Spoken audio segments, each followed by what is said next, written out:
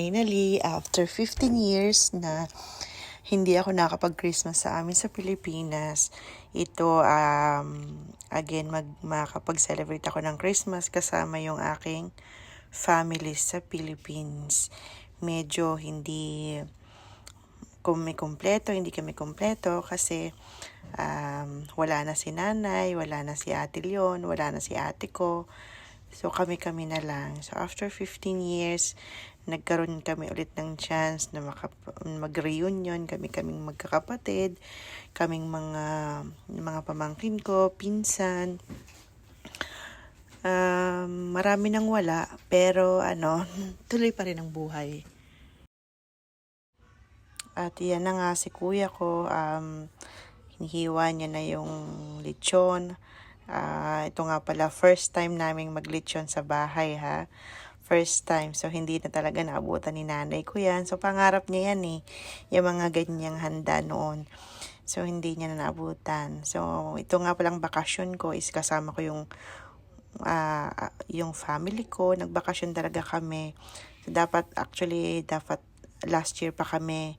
Kaya lang nagkaroon kami ng problem sa visa namin. So, hindi kami nakauwi. Kaya ngayon, last vacation, last Christmas, yun, natuloy rin kami finally. Tapos, ayan, exchange gift. Tuwang-tuwa nga yung mga anak ko yan kasi naka-experience sila ng Christmas sa Pilipinas kasi normally dito kami sa UAE o kaya sa India. So, na-experience nila yung ganyang may exchange gift. Tapos, iba talaga ang diwa ng Pasko sa atin sa Pilipinas, no? Tapos, ayan, may mga palaro. Nagpalaro ako sa mga bata, yung mga pasabit. So, enjoy talaga yung bunso ko. Ayan, nakikiano rin siya. At yung oras na yan is 1:00 ng madaling araw yan, naglalaro silang yan. So, talaga namang hindi nila alintana yung oras na, madaling araw, 1:00 ng madaling araw yan, after ng aming Noche Buena.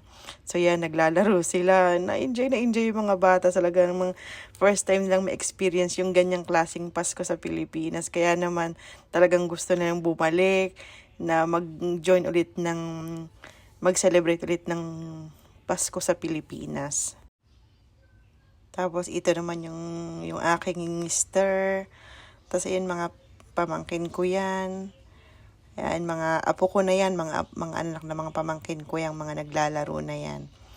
So, ayan, bata, matanda talaga nag-enjoy. Ayan, may mga pukpuk palayok, may mga stop dance. Talaga namang madaling araw. At may part 2 pa yan kinabukasan. So, hindi pa natatapos niya yung palaro ng mga bata. So, kinabukasan yan, may palaro pa. Parang part 2 ulit yan ng mga bata na laro. Talagang hindi sila nagsawa.